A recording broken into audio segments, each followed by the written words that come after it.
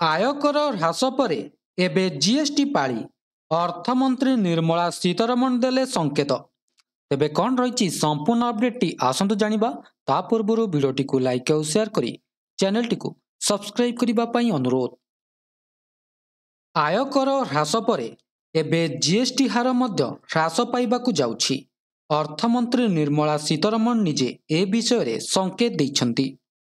ଅର୍ଥମନ୍ତ୍ରୀ କହିଛନ୍ତି ଯେ ସାମଗ୍ରୀ ଏବଂ ସେବା କର ହାର ଏବଂ ସ୍ଲାବଗୁଡ଼ିକୁ ଯୁକ୍ତିଯୁକ୍ତ କରିବା କାମ ପ୍ରାୟ ଶେଷ ପର୍ଯ୍ୟାୟରେ ପହଞ୍ଚିଛି ଏବଂ ଖୁବ୍ ଶୀଘ୍ର ହାର ହ୍ରାସ କରିବା ପାଇଁ ନିଷ୍ପତ୍ତି ନିଆଯିବ। ଦ ଇକୋନୋମିକ୍ ଟାଇମ୍ସ ଆୱାର୍ଡସରେ ଏକ ପ୍ରଶ୍ନର ଉତ୍ତର ଦେଇ ନିର୍ମଳା ସୀତାରମଣ କହିଛନ୍ତି ଜିଏସଟି ହାର ଏବଂ ସ୍ଲାବକୁ ଯୁକ୍ତିଯୁକ୍ତ କରିବାର କାମ ପ୍ରାୟ ଶେଷ ପର୍ଯ୍ୟାୟରେ ପହଞ୍ଚିଛି।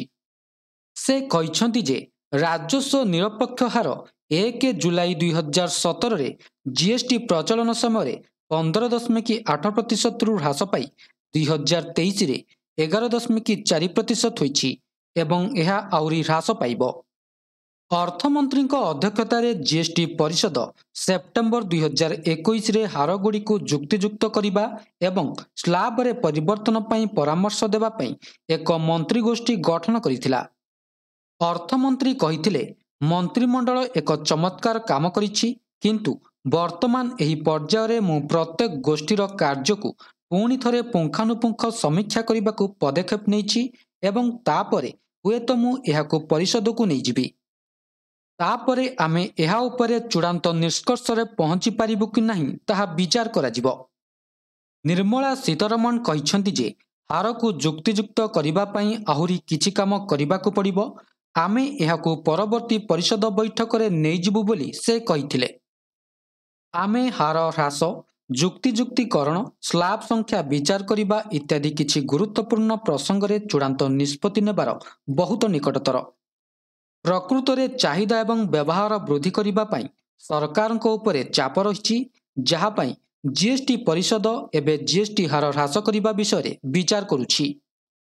ଏହା ବିଶ୍ୱାସ କରାଯାଉଛି ଯେ ସରକାର 12%ର ଜିଏସଟି ହାର ସ୍ଲାବକୁ ଉଚ୍ଛେଦ କରିପାରନ୍ତି ଏବଂ ଆବଶ୍ୟକ ହେଲେ ଏହି ସ୍ଲାବରେ ଆସୁଥିବା ସାମଗ୍ରୀଗୁଡ଼ିକୁ 5% କିମ୍ବା 18% ସ୍ଲାବରେ ରଖାଯାଇପାରିବ।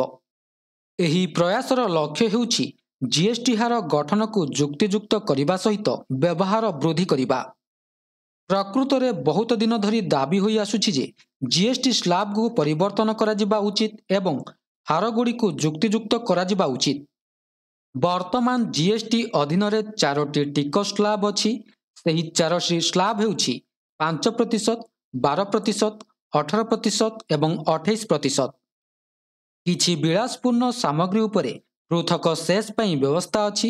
ଜିଏସଟି ସ୍ଲାବ ସଂଖ୍ୟା 4ରୁ 3କୁ ହ୍ରାସ କରିବାକୁ ଦାବି ହୋଇଛି ବୋଲି ଖବର ମିଳିଛି। ତେବେ ଏହା ଥିଲା ସମ୍ପୂର୍ଣ୍ଣ ଅପଡେଟଟି।